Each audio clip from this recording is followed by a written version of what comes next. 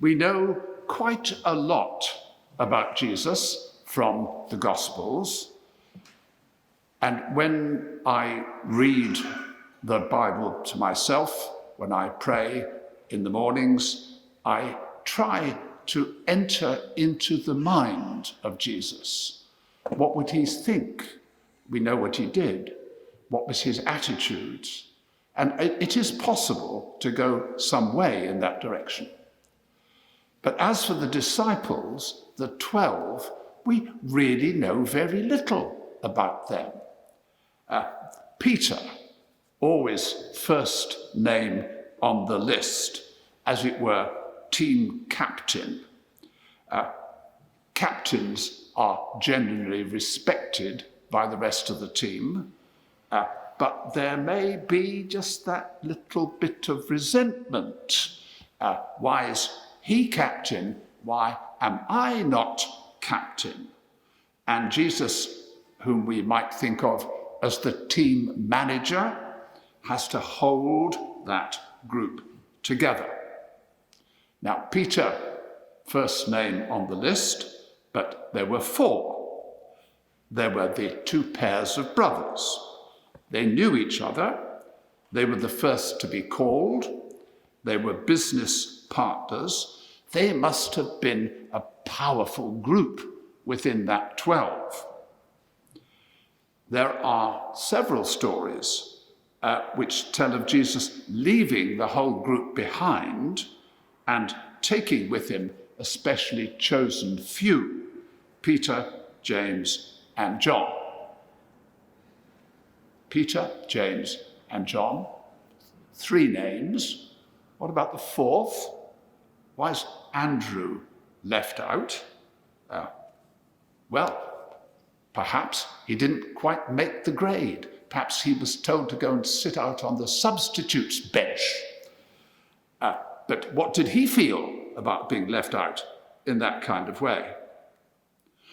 And then there's today's gospel reading, James and John, and their mother. Mothers can be a pain.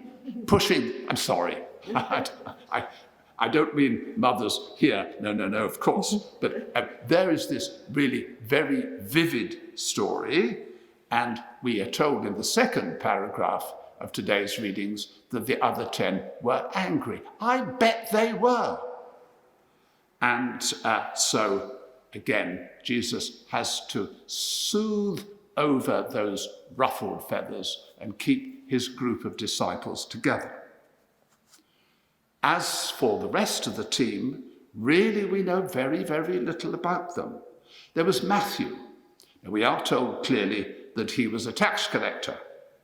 In modern terms, he would have been a businessman. We might describe him as a venture capitalist.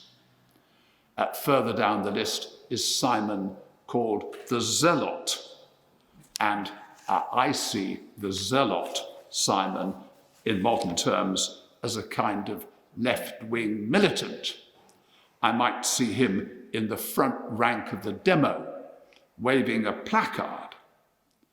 Now, if that's so, let's just imagine these 2 walking along the road side by side, having a little conversation. Matthew, the venture capitalist, Simon, the left-wing campaigner, having a little chat about the state of the economy, a little bit of holding together necessary there. And last name on the list, Judas Iscariot. Who betrayed him? How can we get into that pit of darkness in the soul of Judas, which led him to betray his master? So there's the group walking the roads of Galilee together, listening to the words that Jesus said, watching and sometimes assisting as he performed his mighty works. Let me now jump forward to the final time they were together, that meal which we call the Last Supper.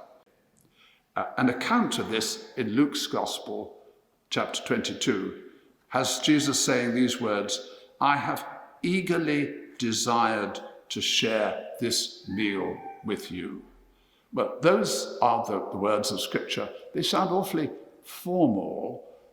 And as I've said, if I dare to try and get into the mind of Jesus, perhaps I might also dare to rephrase those words in words of my own. Jesus saying to these 12, "You are my chosen friends.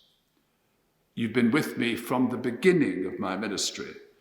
You've come with me through good times and through bad times. My heart goes out to you. I love you all." And they might be thinking in response, "We chose to follow you. Our hearts go out to you. We love you too." And so, after the crucifixion and the resurrection, these chosen friends did as Jesus had told them. They went out into the world to tell his story.